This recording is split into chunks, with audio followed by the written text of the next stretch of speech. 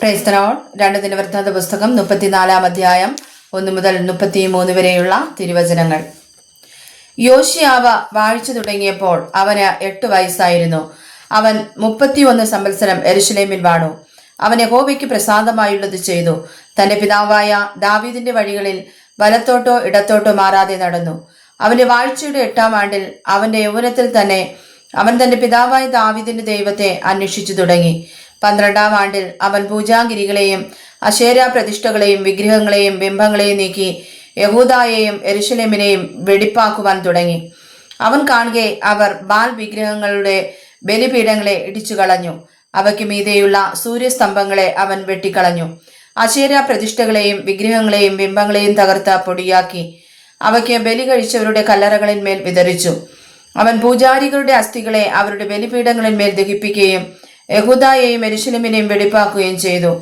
അങ്ങനെ തന്നെ അവൻ മനശ്ശെയുടെയും എഫ്രായിമിന്റെയും ശിമയോന്റെയും പട്ടണങ്ങളിൽ നപ്താലി വരെയും ചുറ്റിലും അവരുടെ ശൂന്യസ്ഥലങ്ങളിൽ ചെയ്തു. അവൻ ബലിപീഠങ്ങളെ ഇടിച്ച് അശേര പ്രതിഷ്ഠകളെയും വിഗ്രഹങ്ങളെയും എല്ലാം തകർത്ത് പൊടിയാക്കി. ഇസ്രായേൽ ദേശത്തെല്ലായിടവും സകല സൂര്യസ്തംഭങ്ങളെയും വെട്ടിക്കളഞ്ഞ യെരൂശലേമിലേക്ക് മടങ്ങിപ്പോന്നു. അവന്റെ വാഴ്ചയുടെ 18-ാം ആണ്ടിൽ ദേശത്തെയും ആലയത്തെയും വെടിപ്പാക്കിയ ശേഷം അവൻ അസല്യാവിന്റെ മകനായ ശാബാനെയും നഗരാധിപതിയായ മയശേയാവെയും യോവാശിന്റെ മകനായ രായസക്കാരൻ യോവാഹിനെയും തന്റെ ദൈവമായ യഹോവയുടെ ആലയത്തിന്റെ അറ്റകുറ്റം തീർപ്പാൻ നിയോഗിച്ചു. അവർ മഹാപുരോഹിതനായ ഹില്ക്കീയാവിന്റെ അടുക്കൽ ചെന്നപ്പോൾ വാതിൽ കാവൽക്കാരായ ലേവ്യർ മനശ്ശെയോടും എഫ്രയീമിനോടും ശേഷമുള്ള എല്ലാ ഇസ്രായേലിനോടും എല്ലാ യഹൂദായോടും ബെന്യാമിനോടും യെരൂശലേം നിവാസികളോടും പിരിച്ചെടുത്ത ദൈവാലയത്തിൽ അടച്ചിരുന്ന ദ്രവ്യം ഏൽപ്പിച്ചു കൊടുത്തു. അവർ അത് യഹോവയുടെ ആലയത്തിൽ വേല ചെയ്യിക്കുന്ന മേൽവിചാരകന്മാരുടെ കയ്യിലും അവർ യഹോവയുടെ ആലയത്തിന്റെ അറ്റകുറ്റം തീർത്ത് നന്നാക്കുവാൻ ആലയത്തിൽ പണി ചെയ്യുന്ന പണിക്കാർക്കും കൊടുത്തു. ചെത്തിയ കല്ലും ചേർപ്പ് പണിക്ക് മരവും വാങ്ങേണ്ടതിനും യഹൂദാ രാജാക്കന്മാർ നശിപ്പിച്ചിരുന്ന കെട്ടുകണ്ടങ്ങൾക്ക് തുലാങ്ങൾ വെക്കേണ്ടതിന് ആശാരികൾക്കും പണിക്കാർക്കും തന്നെ. ആ പുരുഷന്മാർ വിശ്വാസത്തിന്മേൽ പ്രവർത്തിച്ചു. മെരാര്യരിൽ യഹത്ത ഓബദ്യാവ് എന്ന ലേവ്യരും പണി നടത്തുവാൻ കെഹാത്യരിൽ സെഖരിയാവും മെഷുല്ലാമും ബാത്യപ്രയോഗത്തിൽ സാമർഥ്യമുള്ള സകല ലേവ്യരും അവരുടെ മേൽവിചാരകന്മാരായിരുന്നു. അവർ ചുമട്ടുകാർക്കും അതത് വേല ചെയ്യുന്ന എല്ലാ പണിക്കാർക്കും മേൽവിചാരകന്മാരായിരുന്നു. ലേവ്യരിൽ ചിലർ എഴുത്തുകാരും ഉദ്യോഗസ്ഥന്മാരും വാതിൽ കാവൽക്കാരുമായിരുന്നു. അവർ യഹോവയുടെ ആലയത്തിൽ പിരിഞ്ഞു കിട്ടിയ ദ്രവ്യം പുറത്തെടുത്തപ്പോൾ ഹില്ക്കീയാ പുരോഹിതൻ യഹോവ മോശെ മുഖാന്തരം കൊടുത്ത ന്യായപ്രമാണ പുസ്തകം കണ്ടെത്തി. ഹില്ക്കീയാവ് രായസക്കാരനായ ശാബാനോട്, ഞാൻ യഹോവയുടെ ആലയത്തിൽ ന്യായപ്രമാണ പുസ്തകം കണ്ടെത്തിയിരിക്കുന്നു എന്ന് പറഞ്ഞു. ഹില്ക്കീയാവ് പുസ്തകം ശാബാന്റെ കയ്യിൽ കൊടുത്തു.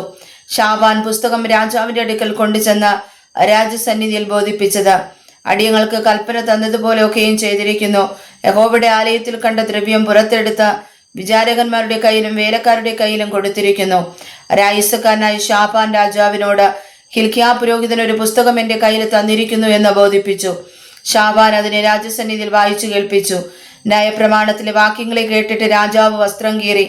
രാജാവ് ഹില്ക്കീയാവോടും ശാബാന്റെ മകൻ അഹീക്കാമിനോടും മീഖായുടെ മകൻ അബ്ദാനോടും രായസക്കാരനായ ശാബാനോടും രാജഭൃത്യനായ അസായാവോടും കൽപ്പിച്ചതെന്തെന്നാൽ, നിങ്ങൾ ചെന്ന് കണ്ടുകിട്ടിയിരിക്കുന്ന ഈ പുസ്തകത്തിലെ വാക്യങ്ങളെക്കുറിച്ച് എനിക്കും ഇസ്രായേലിലും യഹൂദയിലും ശേഷിച്ചിരിക്കുന്നവർക്ക് വേണ്ടി യഹോവയോട് അരുളപ്പാട് ചോദിപ്പിൻ.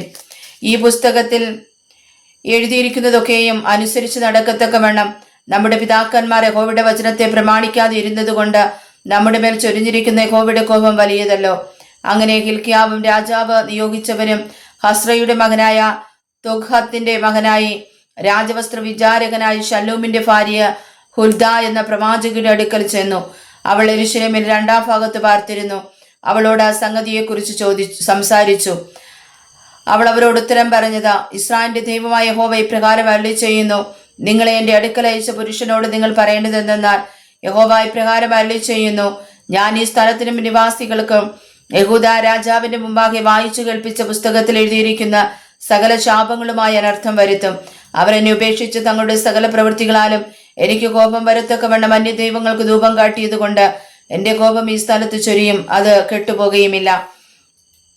എന്നാൽ യഹോവയോട് ചോദിപ്പാൻ നിങ്ങളെ അയച്ച യഹൂദാ രാജാവിനോട് നിങ്ങൾ പറയേണ്ടതെന്തെന്നാൽ, നീ കേട്ടിരിക്കുന്ന വചനങ്ങളെക്കുറിച്ച് ഇസ്രായേലിന്റെ ദൈവമായ യഹോവ ഇപ്രകാരം അരുളി ചെയ്യുന്നു, ഈ സ്ഥലത്തിനും നിവാസികൾക്കും വിരോധമായുള്ള ദൈവത്തിന്റെ വചനങ്ങളെ നീ കേട്ടപ്പോൾ നിന്റെ ഹൃദയം അലിഞ്ഞ് നീ അവന്റെ മുമ്പാകെ നിന്നെ തന്നെ താഴ്ത്തുകയും എന്റെ മുമ്പാകെ നിന്നെ തന്നെ താഴ്ത്തി നിന്റെ വസ്ത്രം കീറി എന്റെ മുമ്പാകെ കരയുകയും ചെയ്യുക കൊണ്ട് ഞാൻ നിന്റെ അപേക്ഷ കേട്ടിരിക്കുന്നു എന്ന യഹോവയുടെ അരുളപ്പാട്.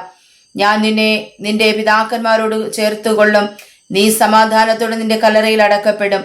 ഞാൻ ഈ സ്ഥലത്തിനും നിവാസികൾക്കും വരുത്തുവാൻ പോകുന്ന അനർത്ഥമൊന്നും നിന്റെ കണ്ണ് കാണുകയുമില്ല. അവർ രാജാവിനെ മറുപടി ബോധിപ്പിച്ചു.